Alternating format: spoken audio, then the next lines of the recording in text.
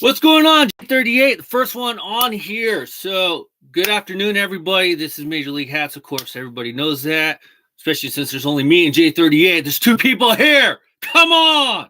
That's all right. It's Friday. So, I got to start the episode off with some bad news. The bad news is, I got to do it right. I'm afraid I got some bad news for you. Well, it's the Wade Barrett reference. Anyways, Professor Hatter is not going to be with us tonight. Apparently, he has a date with some girl named Ashley Madison, and they're going to the movies, and he's not going to be able to come on the live stream. So I hope it works out with Professor Hatter and Ashley Madison, because maybe he'll finally get over the girl in Vegas. So we'll see you next time, Hatter. At least if you watch the replay, leave a comment. I'm just kidding. So anyways, Hatter is going to the movies. Hey, what's up, LG Max 73? Hatter is going to the movies, so he may not be here. I guess the new Marvel movie came out, and he said he was going to go watch it, and so he's much too busy for this little podcast. He's getting some action tonight. I doubt it's with Ashley, though, if you know what I mean. Nice Medusa. Thank you. So I'm also wearing this to tease my buddy Johnny G, who I don't see on here yet. He has been wanting this hat for a long time. Liz doesn't sell it right now. He can't seem to find it no more, and he missed the drop. So I kind of keep teasing him with it by posting it in pictures and everything, just to mess with him a little bit. That's the Medusa. So anyways, today's drink of choice. I didn't go to the store or anything to buy alcohol because I don't drink that much, as you guys probably know by now. So all I have is a Pepsi in the house. So that is tonight's drink of choice. It's just a nice Pepsi. So here we go. I usually drink Pepsi, Coke, whatever's kind of. I don't drink a lot of soda, but usually it's a Pepsi or a Coke or a Squirt, whatever sounds good at the time. The bat is darker. That's the air. Oh, okay. So anyway, I don't really know how you guys want to go. I was going to talk a little bit about the hockey playoffs. I watched the Sharks and the Vegas Knights the other night. Finally, after I got my recording fixed, and I basically watched the replay. Very happy with the outcome of the Sharks basically whooping up on the Vegas Knights, but it is only game one, so I'm not going to trip. There's still a lot of games to go.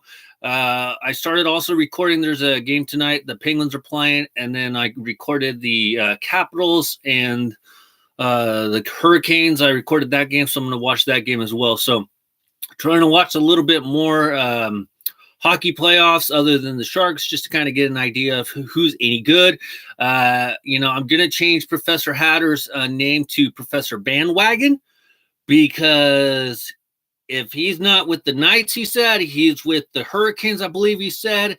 And then today he said he's going to be jumping on the Mariners bandwagon, so he's going to get a Mariners hat. And then, of course, he does have permission to jump on the Phillies bandwagon.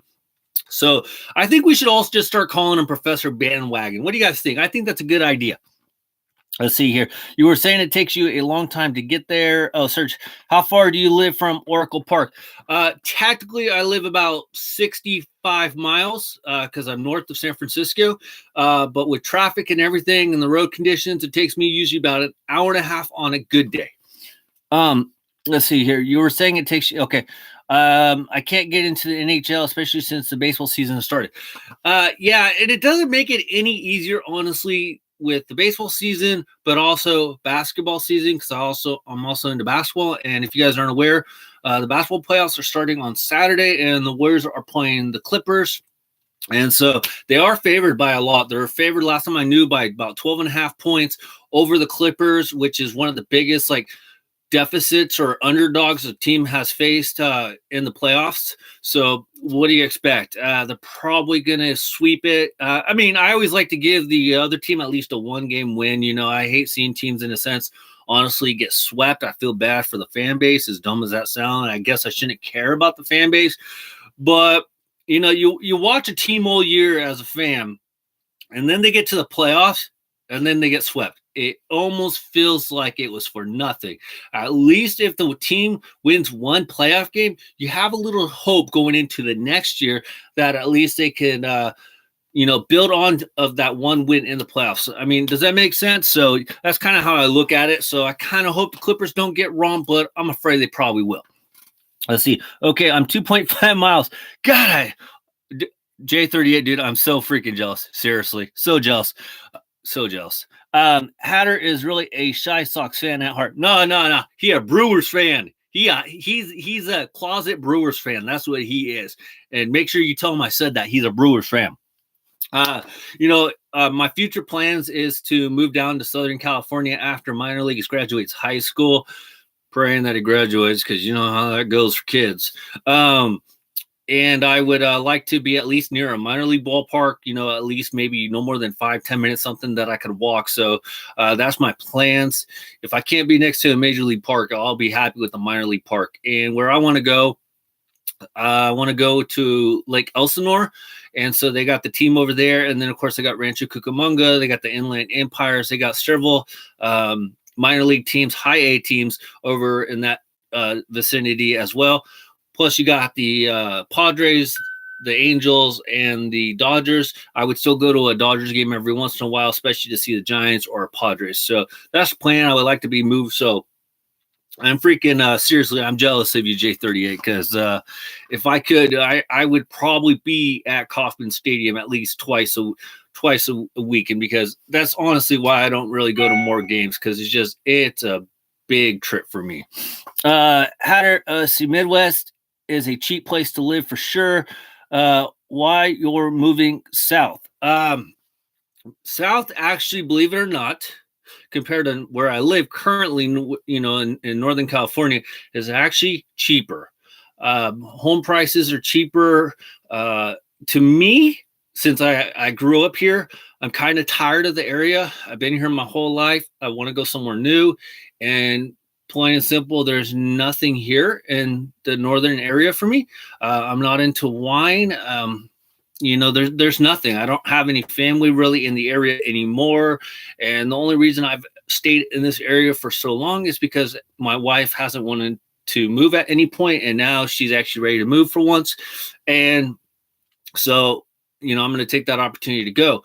I did make a promise, like I said, that I would only go after minor leagues finishes school, because I know what it's like changing high schools, and I don't want him to go through that same feeling.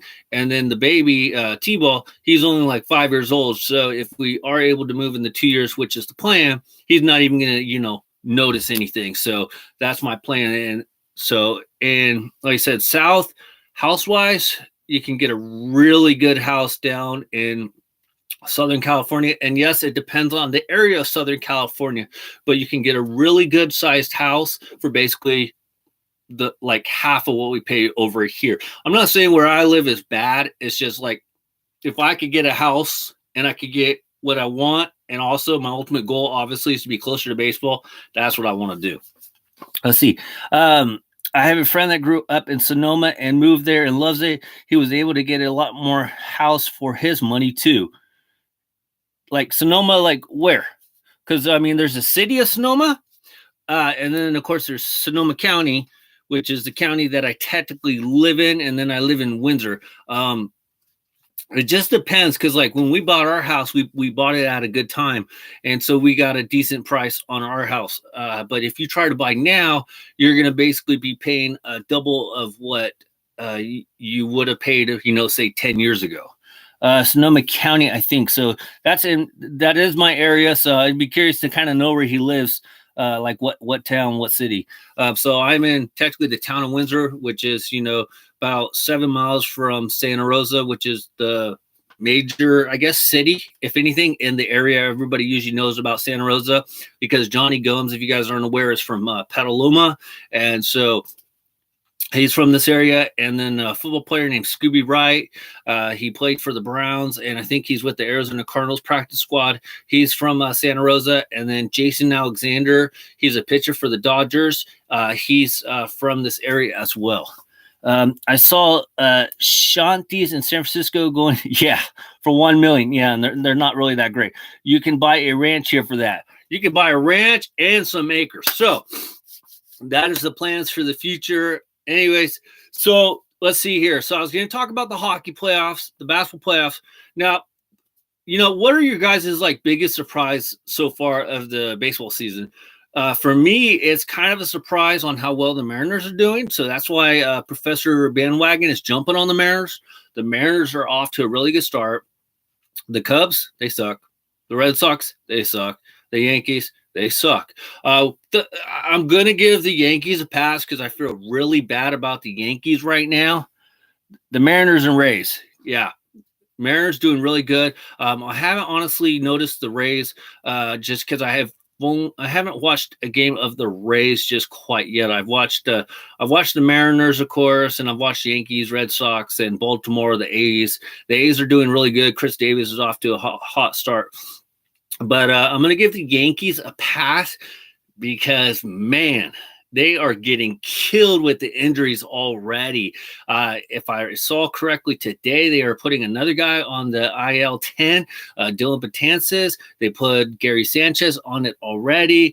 And then, of course, Stanton's on it, Tulu's on it, and the list goes on. Luis Severino's on it. And it's not getting any easier for them. And remember, you guys, as you guys are well aware, the IL 10, it's a 10-day thing, supposedly, but in reality, the 10 days is nothing. I mean, they're talking like maybe a month, 2 months, some guys all season. They just call it the IL 10 just for shits and giggles until they go and get a player, and then they have to move them to the 60-day deal. By the way, is the 60-day DL still called the 60-day deal, or is it called the 60-day IL? I'm not really sure. That's actually a good question. I didn't really think about it until now. The Mariners Rays hitting homers like crazy, but their defense suck. Padres are doing better than I thought they would too. Not so much the Padres, only because I expect them to do good, just like the Phillies. You go out and spend that kind of coinage, and you should be doing good. I saw them on Tuesday. Thursday. I already forgot what day it was. Tuesday. And, they made a great comeback the night before after being down 5 runs. And then the next night, they just weren't able to get any offense going. Machado is kind of struggling, but at least he's not like Chris Davis, where Chris Davis can't even freaking hit a barn or anything because he's just doing terrible now. No more DL. The name is too insulting. How is that insulting, by the way? I haven't looked it up. Why is DL insulting, the disabled list? That doesn't make a lot of sense to me. True, I thought they would be a little behind in the win-loss column. Tigers are doing good, too. They're not doing too bad. Miguel Cabrera is, he is doing terrible. He's on my fantasy team, so I kind of been paying attention to him. I've been watching some games of the Tigers as well. I've seen like 2 games so far, and I'm watching him. He's done better the last couple of games, but it's like he's not seeing the ball for some reason. He seems a little slow to the pitch. He can't seem to locate that fastball. I mean, I watched a game on the Cubs and the Angels today, and Pujols got this ball that was basically thrown at the bottom of his shoe top coming into him, literally almost on the ground, and Cole Hamels was the pitcher, and he just rocketed that thing. Now, if that was Miguel Cabrera wouldn't even foul that pitch off. So Miguel Cabrera, I don't know what is wrong with him, but he just does not look good right now, which sucks. I keep rolling with them because it's between him and Josh Bell of the Pirates, and Josh Bell really isn't doing much, and I'm just hoping that Miguel Cabrera comes back to a little bit form from his MVP caliber season. So it's insulting people with disabilities, according to Manfred. Okay. By the way, Manfred over ovulates.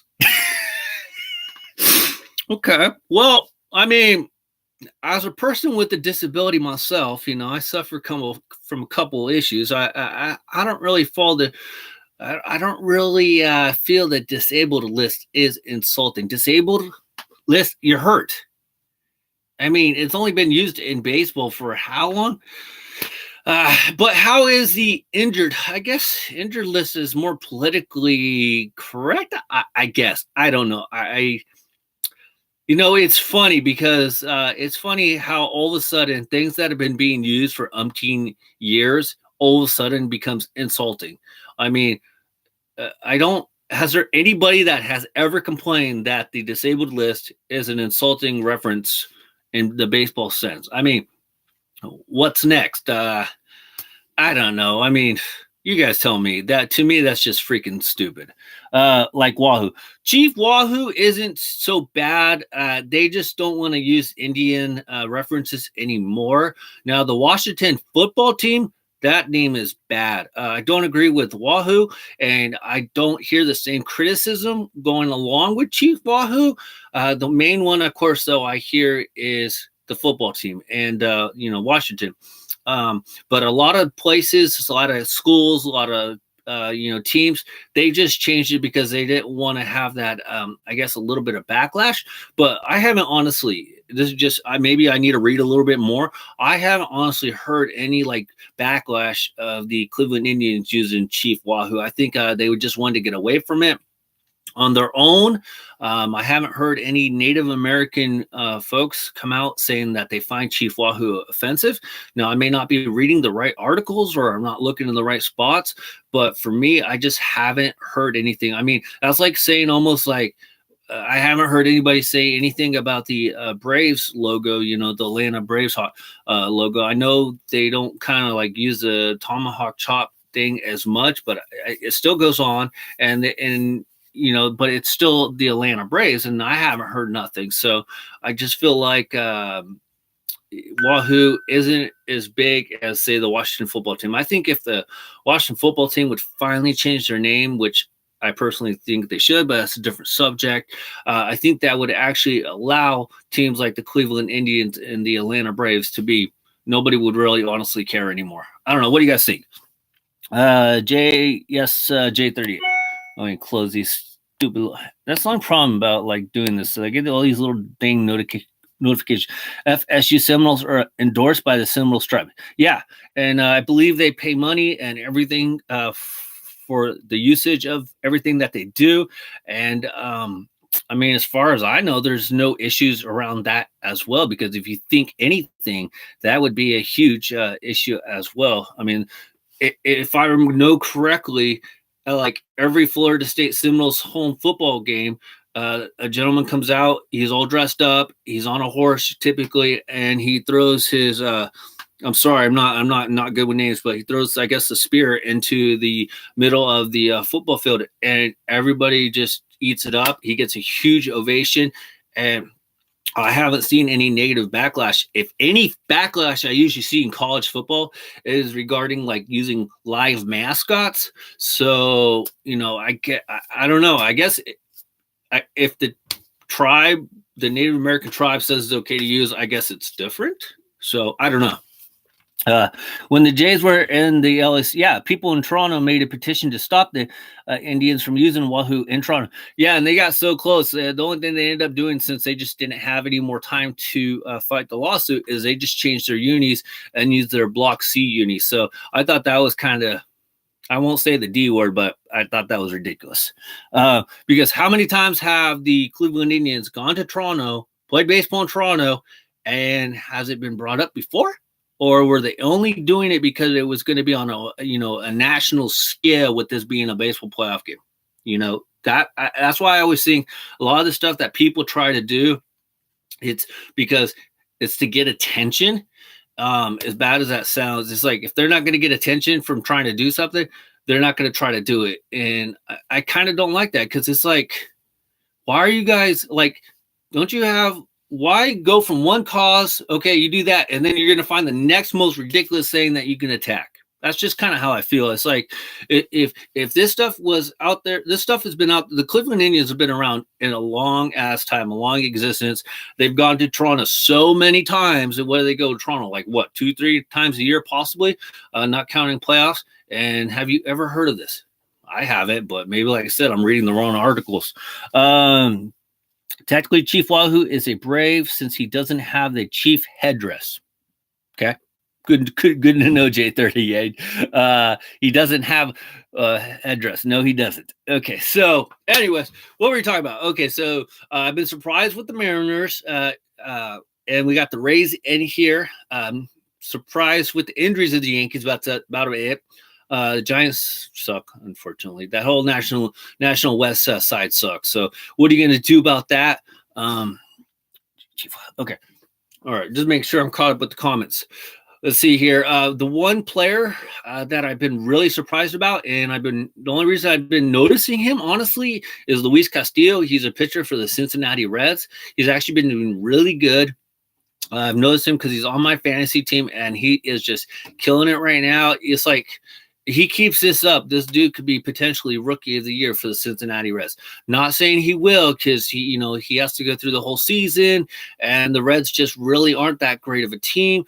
But, it is nice to see a player like Luis Castillo stepping up into the limelight. So you guys remember that name, Luis Castillo, pitcher for the Cincinnati Reds. He could be a top pitcher in the years to come. Tommy Pham has a 40-something on base streak, and Whit Merrifield had a 31. Yeah, Whit Merrifield is a freaking very good player. So definitely watch Whit Merrifield. If you guys, he's almost like Charlie Blackmon. If you guys are gonna try to go after the 60 streak, or ESPN or DraftKings does some sort of hit streak. If you're gonna pick a person to try to get that hit streak and win 5.6 million, or I think that's what it was, to break Joe DiMaggio's hit streak record. I'd probably go with Whit Merrifield or Charlie Blackmon. Charlie Blackmon, I believe, had a 30 or 40 game hit streak a couple years ago. It's actually probably been longer than that by now, but Whit Merrifield could definitely do that. 31 hit streak ended yesterday. And so let's see here. The other thing that I was going to do today is I wanted to show you guys kind of what I picked up today. Well, I didn't pick this one up today. I picked this up last week because I know we've been talking about it. He doesn't have the power of Charlie, but is just a solid overall ball player who can play just about anywhere defensively. Yeah, but the thing is, with guys like Whit Merrifield and Charlie Blackmon, I don't really care if they're hitting home runs. For the most part, like in Charlie Blackmon's case, he's surrounded by Nolan Arenado. He had Carlos Gonzalez. There was DJ LeMahieu there, and his whole thing was just to get on base any way possible, spray the ball out to all areas of the field, get on base, and let one of those guys come up, and there you go. Those are your home run hitters. So the Royals might need Whit Merrifield to hit some home runs or hit with some power. But, that's not really his game, and I hope he doesn't start doing it because he's going to be playing out of his comfort zone, if you know what I mean. It's just with the Royals, the way they're built right now, they're on a rebuilding, and so they just don't have the people that once Merrifield gets on base, they just don't have the people to bring him in. I mean, is Jorge Soler still there? I believe he is, and he's probably not even doing that great. He's on my fantasy team. But he's about the only guy I could really think of with power, especially with Salvador Perez not in the game right now. He's injured, which really sucks. He's out for the year, I believe. But other than that, I'm not sure who else is known as a power hitter right now on the Royals. Luis Castillo was traded twice by the Marlins. How about that? Really? And Solar is still here. He's hitting about 300 right now, I think. Yeah, and that's the funny part, LG Max 73. Sometimes a lot of the good players you don't start hearing about till after they've been traded once or twice. If you guys remember Adrian Gonzalez, who obviously he had a down couple of years, to kind of end his career. I believe he ended it with the Mets or whatnot last year. He was traded. He originally was on, if I remember right, it was the Marlins and the Rangers, and then he finally made a name for himself in San Diego. So it's very common for guys that basically no name recognition in a sense in the early days to be traded a couple times before they actually start to break out. So that was actually a really interesting thing that he was traded twice. It almost makes you wonder what these scouts, what these baseball experts are looking at. And because, I mean, it's like, I don't know. What did they see? No, I will say, like in Aaron Judge's case, I had an Aaron Judge autograph card from a number of years ago, and I was trying to sell it. I thought he was a pretty good. I knew he was a first rounder or whatnot. But I'd be honest, man, I couldn't sell it. I ended up taking a loss on an Aaron Judge autograph card. And at that time, he was struggling and he kind of seriously didn't look legit. He looked like there was just no way that he can get those inside pitches and that he was going to constantly get jammed. So he had to go back and work on a couple things and he put it all together. And now when I go to, I sold that card for about $10. Okay. Aaron Judge, rookie autograph card, Bowman Inception. Yes. What do you expect? But what I've learned about selling autograph cards, especially rookie cards, is you don't know which ones are going to be good top tier players. Even if they have the name value back when you get it, you still don't know. And now that card, the Aaron Judge rookie card, the Bowman Inception, is worth about $100. You win some, you lose some. So that's all I got to say about that one. Let's see. He was traded to San Diego first. San Diego sent him back. Then he was traded to Cincy for Dan Straley. Yeah, and right now he's looking way better than Dan Straley. How much is that card going for now? It's going for about $100 last time I knew. It could be about $150.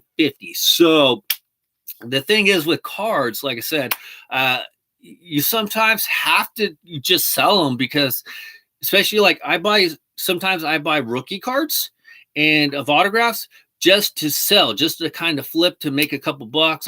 I send them usually off for grading or whatnot sometimes, just to make a couple dollars. And sometimes that's kind of how I finance my little baseball trips. It's not really like a big thing, but if I can, make like $50 for selling cards, and $50 is $50, $50 will pay for my gas.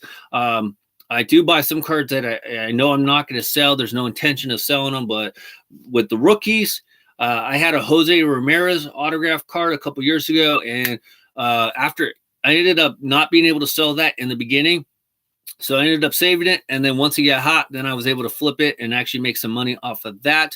I just don't really have any real connection to Jose Ramirez and the Indians, and so it doesn't really hurt me to sell it. So if that makes sense. Madison Phillies, I don't want to hear about that. We ain't talking about that. Yeah, that'd be interesting though, because Bryce Harper and Madison, they haven't always been on the best terms, and it's almost like if you saw Madison teaming up with Yasier Puig. Are Puig and Bumgarner now friends? So we'll see. More money for hats and baseball gear. Yep. Do you think the Giants will deal anyone this year? J38, is that a real joke, man? I hate Puig. Puig, my friend. I want Puig. Who is that? Alex Checky? Why do you hate Puig? Other than starting the fight in Pittsburgh. But I blame that fight on Chris Archer, by the way. Because, well, tactically it was on, I believe it was Derek Dietrich, who sat there and stared at the home run ball that he just launched almost into the Allegheny River. But if Archer never threw at Dietrich, nothing would have started. Why is it a bad thing? We kind of talked about it last week. Why is it a bad thing if a player sits there and stares a little bit? I mean, last time I checked, pitchers go striking out somebody, they walk off the mound in a big spot, and they're like, yes! Dennis Eckersley's favorite thing was like going like that after, saving the game. Josh Bell is a big dude to mix it up with. Well, technically, he was going against the whole Pirates team, so that was kind of funny. There wasn't really nothing there. I mean, I heard about it, and so I actually watched the game, and I'm thinking, this is what everybody's talking about? I mean, there was a little bit here and there, but it wasn't nothing big. I will say I don't like the suspension. Puig got basically 2-game suspension, and some other people got like 1 game, but Puig basically got 2. Archer, in a sense, got 1 game. And I don't like that because, yes, I don't want to hear anybody says it was 5 games because it wasn't 5 games. With pitchers, they say 5 games, but in reality, it's 1 game because that's all they missed. Chris Davis is on fire. Yes, he is. I'll get back to Chris Davis in a minute. And so in reality, it was only 1 game that he got really suspended. He'll miss 1 start. But yet, Yasier Puig is going to miss 2 starts? I freaking hate that. If you're going to give Yasier Puig 2 games suspension, Chris Archer, who I really like, honestly. I like Chris Archer. I like him as a person from everything that I've seen about him, heard about him, and I like him as a player. You got to give him 10 games. You got to have him miss 2 starts. Because if Puig is going to miss 2 starts, Archer should miss 2 starts. That's all I'm going to say about that. I mean, I don't know how you guys feel about that, but I hate it when pitchers get suspended and it's 5 games, and the other players that were involved in the incident as well, they're getting suspended 2 and 3 games. They're actually missing 2 or 3 games. The pitcher misses 1. It's stupid. Chris Davis sucks. Yes. So we got a K Chris Davis and a C Chris Davis. Haha, I agree. Yeah, Chris Davis of the A's is on fire. He just was killing it in Baltimore the other day. So yes, I would like to, he won't win it. He just won't win it. He doesn't have the team value. He doesn't have the name value. I want to see Chris Davis of the Oakland A's win MVP one time. That would be freaking awesome. The thing is, yes, agree. Archer should be suspended for 2 starts. The funny part is, before I came down here, I was listening to the MLB network before the game was getting started, and Dan O'Dowd was actually saying that they should put Chris Davis on waivers and potentially send him to Norfolk. And I thought that was because, like, nobody's going to want to sign him, of course. And I thought that was like a big statement because I understand that he might be having something going on where something's not working right. But I mean, he could go down to the minor leagues, but you got to remember, he's a professional player, and you send him down to the minor leagues thinking, oh, it's going to help him because he's going to be out of the limelight. It's not going to help him because to him, that's like almost demoralizing being sent down to the minor leagues. He's riding those buses again. He's playing in front of nobody. He's playing in front of guys or women that'll potentially drink too much and just start yelling all these heinous things at him. And he's going to hear it all because these crowds, I'm not sure about Norfolk on their how good their crowds are, but if it's like a typical AAA stadium in a sense, it's not going to get probably more than 3,000 people. So I feel like that's not going to be the right thing for him. I feel like the right thing for Chris Davis of the Orioles is to try to work out a trade. If you're going to waive him and you were going to eat that money anyways, because nobody's going to probably claim him, just trade him and eat the money and try to get like a prospect or 2 back, some international bonus money, because those guys usually aren't even working out anyways. Just pay them, to be basically traded. So I think he needs a fresh start. I understand why he signed with Baltimore to go back. Everybody actually wanted him back. But at the same notion, they do say the best remedy to your situation is to keep playing, keep going out there and work out the issues. And hopefully that's what it is. It's kind of similar to Miguel Cabrera. Miguel Cabrera is like on that same level where it's like, should the Tigers consider trading Miguel Cabrera or letting him go? I mean, like, what are they going to do? Send him to Toledo? I mean, it's like, you're really going to send a Triple Crown winner, MVP, to Toledo? Really? No. Let's see. Any updates on lids? Yeah, they still suck. I think it depends on the associate as far as using discounts. One lady let me use my 20% and $20 in rewards. Others were like, you can't use your rewards and your percentage off. I told them if I did it before and I was able to. Yeah, it really depends because like at my lids, the manager, because he's the one I mostly talk to because he seems to have a clue most of the time. And he's the one that's handling my order for my hats, is that he tells me that they're being told that they can't do the 20% and the $10 rewards card. So the $10 rewards certificate. So I think it just depends on who's in the store. And I think, I'm just saying, just my little gut feeling, if you put up a little bit of a fight, like saying, hey, I do it all the time, or I don't understand it, they're going to let you do it. But here's the problem. So I use my 3 rewards, $10 already. Do I have any more?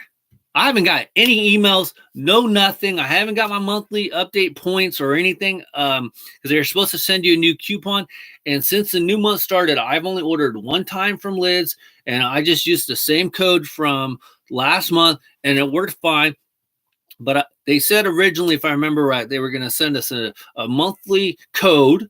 They were going to update us and let us know where our points are and if we had any $10 rewards. I haven't seen squat, and I don't get it. Let's see, others. Okay. They have buy two, get one free right now. Yeah, I just stand my ground and I get my discounts. Good for you, J38. You should. The two for one thing, yeah, I believe that's in store only, right? The only thing I've seen online is like free shipping, but honestly, they don't got shit in store half the time. I mean, each time that I go back, they haven't had nothing, and it's kind of frustrating. In store, I believe, yeah, I believe it's in store, and that's the problem. It's like for people that aren't really like collecting hats, it might be good for them because they don't typically. I mean, I'm not, trying to talk for everybody, but they typically don't have the majority of the hats that a Lids will have in store. If I go into a store, I have like virtually. I'm not trying to flex or anything or whatever that stupid word is. I have like basically every hat in that store. So, I mean, what is really in that store am I going to want to buy? And I don't buy snapbacks, so that takes out that whole section. I don't buy dad hats. I don't buy flex fits, so that takes out that whole section. So, what am I going to the store for? I mean, the Cooperstown hats that I wanted, I already got. I got a team from every Major League Baseball team. They typically also, the other issue is they don't really have the sizes in. So it's like I need a 7 to 5/8, and they don't have those in. So it's like, what am I trying to buy 2 for 1 or whatever they call it at the store? There's nothing like for me. So it's like, I don't know if you guys have that same issue, but I think it's more designed towards the casual hat connoisseur, which is okay. So that's good to get them out and get to Liz and buy hats. But for the average, for the fan that is like collecting hats as a hobby, like myself and a lot of other people that watch my stuff, there's nothing there. The stuff that we typically buy is only available online, and that's where we get our stuff. Let's see. Lids has basic ass stuff at their stores. Yes, they do. Any word on the MLB specialty hats like Memorial, 4th of July, or All Stars? Like what they will look like this year. I haven't seen nothing. The only one I've seen was the Mother's Day one, because Mother's Day is the closest. I'll look into that because there should be some pictures out there. Something, and if I can, I'll put it on like Instagram or something, or I'll have it back for next week. But there should be something out there. There's usually somebody like put like a preview of the next year's specialty. Yeah, so I'll see if I can find it for you. Let's see here. Where did you see Mother's Day hat? Instagram. Oh, here we go. Let's see what this says here. LG Mac 73 has something for us. So check out that link and let me know what that is. Oh, it's the sportslogo.net, and they usually have some good stuff. MLB Twitter has how they look. Okay, see, MLB Twitter says Alex Checky and LGMax73 sent a link for sports logo. So check that out, J38, because I've seen them before. So I do want to show you guys the one hat I did pick up from Lids last week because we were talking about it, but I picked up, bam! That's kind of like out of nowhere. I picked up the 2019 San Francisco 49ers draft day hat with the California flags. I know Professor Bandwagon did a whole thing on his draft day hats and which ones he liked and his little ranking system and whatnot. The review itself is actually really good. It's in depth. So I'd go recommend checking it out. And if anybody's wondering, it's not Professor Bandwagon, it's Professor Hatter, but I've been calling him Professor Bandwagon something earlier in the stream. That's better than the Chiefs hat. Theirs sucked. Cardinals is cool. Chiefs sucked. I didn't like theirs. I did like the Cardinals. But I had to pick up the Niners hat because I really liked it. The one thing that I'm going to be a little picky about, I'll tell you in a second, but I really liked how they got the San Francisco 49ers right here. It's basically a reminiscence kind of how the California flag is. But here's what I was thinking. So they have a tag of the California flag right here in the back. So it really matches the front, even with that red line here at the bottom, it looks really good. They went black underneath, black sweatband. But here's what I wanted to see. And I don't know if they just couldn't do it for whatever reason.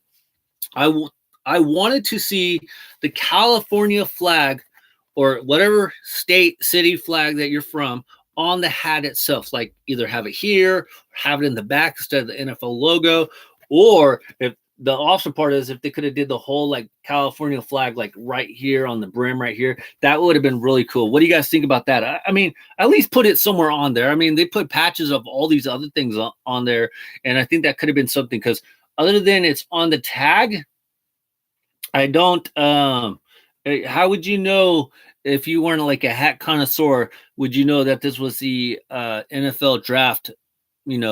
City state flag type edition hat. So I'm just saying, it's interesting how they put the flag tag on here. It's basically hooked in here instead of maybe like using the eyelets or something. It's actually hooked. So I'm thinking if I took out that hook, you're gonna see like a little hole in there, which will suck. Honestly though, I probably won't wear it. I kind of bought this one more as like a collector's type deal, which obviously you guys know it'll be okay. I got enough hats to wear. I like how they went with the white New Era flag right there. They got the red button, NFL logo on the back. It's red and white, looks really good. 7 5/8. Yeah, from my they did put the flag right there, but I want to see it on the outside. So they put it right there on the inside. This is from China, 100% polyester. That's better than cheese hat Cardinals too. Do you like Mitchell and Ness? I don't like Mitchell and Ness for the most part, only because most Mitchell and Nesses I've seen are snapbacks, and I'm not going to snapbacks yet. Eventually down the line, I will be picking up a couple snapbacks because it's been really irritating lately that I see a really good hat and it's a snapback. So down the line, I'm kind of saving snapbacks till after I pass like the 1,000 sub mark. I'm actually currently around like 423 or so, 420-ish. So as soon as I start getting like a little bit of a bigger audience, I will venture into snapbacks. But if you've been watching my videos, you know I'm not a big fan of snapbacks. But the nice part about having a nice, decent hat collection is I wouldn't have to wear them every day. So they wouldn't be treated how like when I was a kid with snapbacks. So I'm going to wait till I get about 1,000 subs, and then I'll start venturing off into snapback reviews. Someone died in a chemical fire making that hat. Okay. That's mean to say, J38, dude. Please don't say that, man. Man, that's a family out there. So it is what it is if you think about it. Made in China, Bangladesh, Vietnam, India, Laos, American Needle. American Needle just never really caught on with them. I might down the line. I just haven't really. The problem is a lot of the hats that I see, like the specialty hats, the Mother Day's hats, the 4th of July hats, they pop up on the lids, and the lids always gave us those discounts, and so that's why I would always go to those. Just kidding. I know you were J38, but so I just never really did American Needle. And as a hat collector, you got to save a little bit of money. Because if you think about it, every hat I buy is like $35. And unless American Needle, see, that's always been like the thing. That's why I don't buy more hats from Hat Club, because you don't get any kind of discounts or anything. And their stock is very limited. With them, you have to like jump.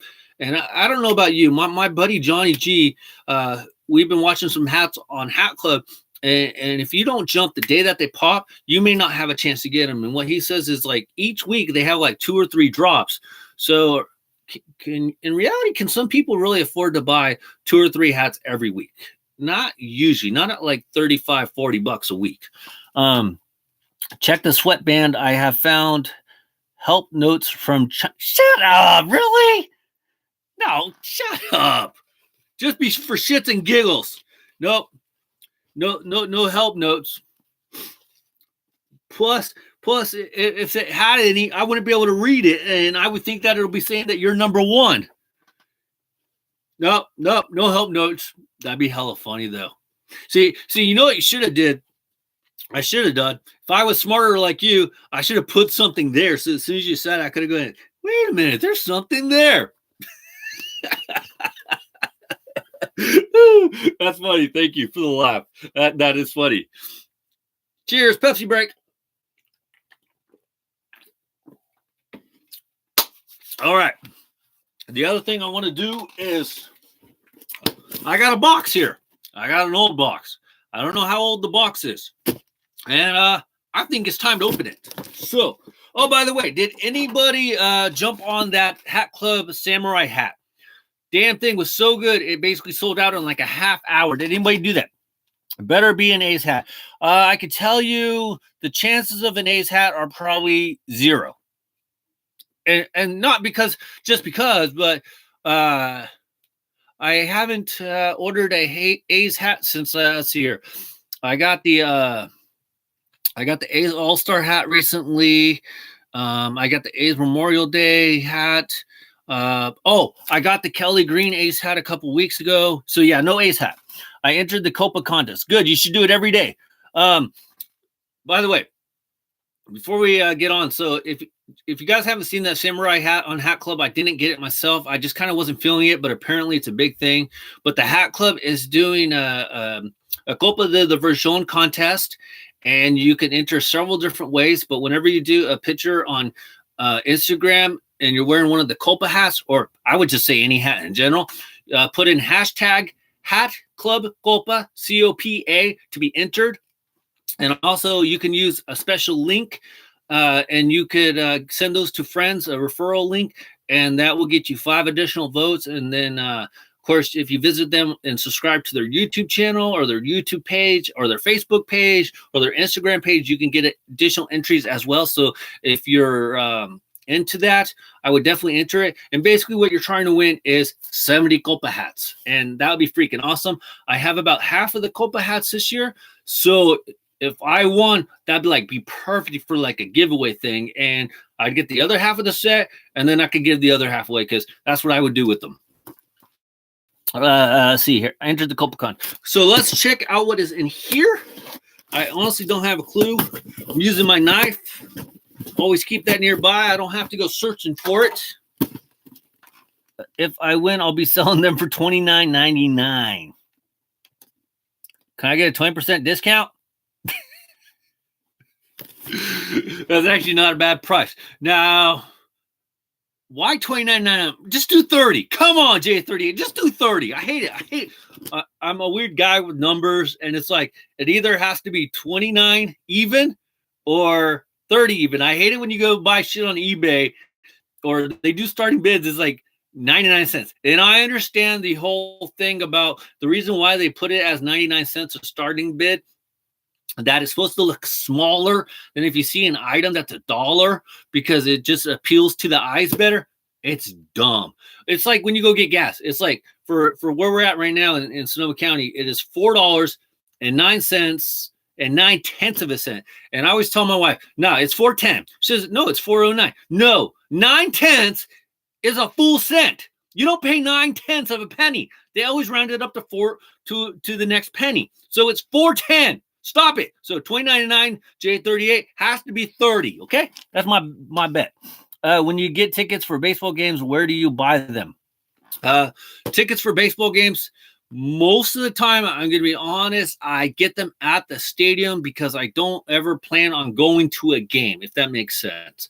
I just hate buying tickets in advance unless it's something that I absolutely have to do. And if I do buy tickets for a game in advance, I usually go straight to the team website, and then I believe it's usually directed through Ticketmaster. But I don't really do StubHub or any of that kind of stuff. Just because I prefer going through the actual team website. So that's just me. But 90% of the tickets I actually purchase are from the actual stadium itself. And yeah, I might pay a little bit more, but at the same time, the other thing that I like getting is I like getting the hard tickets. I don't like the printed out papers or anything. And if you buy them from like StubHub, they have instant tickets. So you just print out the papers, or the new thing nowadays is they send you like the app thing for your phone. And I just don't like that kind of stuff. So I like having the hard tickets. I like putting them in my book, my ticket stub book. So most of my tickets come from the stadiums. See here, ticketforless.com or the box office. I go box office. Nowadays, you can get most baseball tickets right before the game at the window. Bandwagon fans. Oh, yeah, for sure. No game is selling out anymore. So let's take a look in the box. I'm only going to look at the invoice because I'm curious about the date. March 7th. Not too bad. Not too bad. 5-6 weeks. And there's one hat. I guess I shouldn't laugh, but I just kind of think it's funny. Speaking of bandwagons, where's Professor Bandwagon when we need him? And I've all told you, guys that I'm a bandwagon fan in a sense. But here we go. We got, bam, the 2019 Philadelphia Phillies spring training cap with the cracked Liberty Bell on it. As you guys know, I am a Bryce Harper fan. I even named my youngest son after Bryce Harper and Gio Gonzalez. And so, second that Bryce Harper went to the Phillies, I became a Phillies fan. Now, I will tell you that I am still watching Nationals games because I actually like the broadcasters of the Nationals. Was it Bob Costas? Damn, I always forget his name. And then FP Santangelo, if you guys don't know, used to be actually a former Giant. And then his son is actually working at a radio station here in the Bay Area for KMBR. His name is FP Santangelo Jr. So Frank Paul Santiago. So anyway, so I picked up the 2019 Philadelphia Phillies spring training hat. Great under brim, black sweatband, 7.58. Here we go, our China buddies. Let's see if there's any notes in here. I don't know. So pick this one up. I like this one with the coloring because they got the blue eyelets, the blue button on the top, and I just like that Liberty Bell with the little crack in the middle. Now the AAA team for the Phillies is the Lehigh Valley Iron Pigs, and they actually do something very similar where they have the Liberty Bell on one of their hats. So eventually I would like to pick that up because I want to do some sort of video for that one and the Dodgers, because the Dodgers, if you guys don't know, are their AAA is Oklahoma City Dodgers, and they do something similar where they put just the D on their hat as well. So Philadelphia Phillies, what do you guys think? Do you guys like this one? Kruk and Kipe are better. Hat Club had some for 30. They left their direct line for donations in the sweatband. I will tell you, not to be a homer or nothing, but Kruk and Kipe are seriously some of the best announcers around. And I'm not just saying that because, being a Giants fan, and I watch a shitload of Giants games, but I watch a lot of games from, all over, because having the MLB extra inning package and the at-bat app, I watch a lot of games. The one thing, though, about Kruko that gets on my nerves sometimes, I understand he's always like, he's not going to say anything like, that's going to cause any kind of controversy. But I was watching the game a couple of days ago, and I think it was Will Myers, or it might have been Longoria. I think it was Will Myers, and he swung, and the umpire, I think, called it a strike or something on a half swing, and Kruko's like, "Oh, it's in the gray area." And he always does that shit. He's always like saying, he's always going, "Oh, they could have gone either way." He doesn't like give a definitive answer. He's like, "Oh yeah, he definitely swung. Oh no, he definitely hold back. I can't believe he did it." It's like, that's why I always like Hawk Harrelson of the White Sox, because he is not going to tell you sorry for nothing. He said he was straight a homer. I love that about him. He was adamant about that.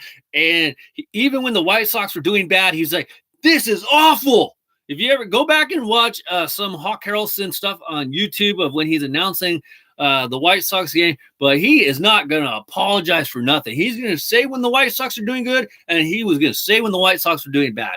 And I love that. And Kruko gets on my nerves because he just doesn't want to say anything controversial. And it annoys the crap out of me. Only because it's like, dude, he held up. Or no, he went. No, he was out. And he'll go like, the call could have gone either way. So the umpire had to make a quick decision. So let's go check the replay, which is brought to you by Xfinity. So, yeah. Let's see here. They left their direct. Yeah. Let's see. They are the best. I prefer them over anyone. Also, John Miller is amazing.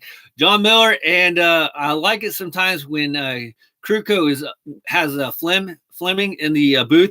I don't know if you guys have heard, they've had a little back history with them where Kruko's actually got mad at Fleming before, on off the radio, off the TV broadcast or off the radio. And their dynamic is funny, especially since Fleming's not even there half the time. Like during football season, he'll be at the Stanford games because he does the Stanford announcing as well. And then when the A's were playing in Japan in the beginning of the season, he was in Japan doing the broadcasting on that. So today is a light hat day in a sense. We still got 2 hats to show you. So we got the 2019 draft day hat, San Francisco 49ers. Is anybody going to watch the draft? Does anybody really watch the draft anymore? I could tell you I don't really watch it anymore. It just it's just too long and boring. John Miller is the best. I love when he calls his home run, "Adios, pelotas!" Oh, also, he got that Ford commercial now with Buster Posey where when the doggy gets the ball, he goes, "Adios, pelota." So, yeah. So, we got the draft day hat of the Niner, and we got the spring training of the Phillies. Anybody else pick these up? Let me know. And I hope you guys like the video, the live stream. We will see you back next Thursday at our normal time, 5:30. So, and for everybody else who comes on and watches this hopefully later, I hope you guys have a great weekend. I appreciate LG Max 73 for watching the video, J38, and Alex Checky. I hope I'm saying your name right. Me too. I love to listen to him on KNBR. All right, by the way, Alex, are you in the Bay Area? Do you live in the Bay Area or do you stream it? I'm just curious.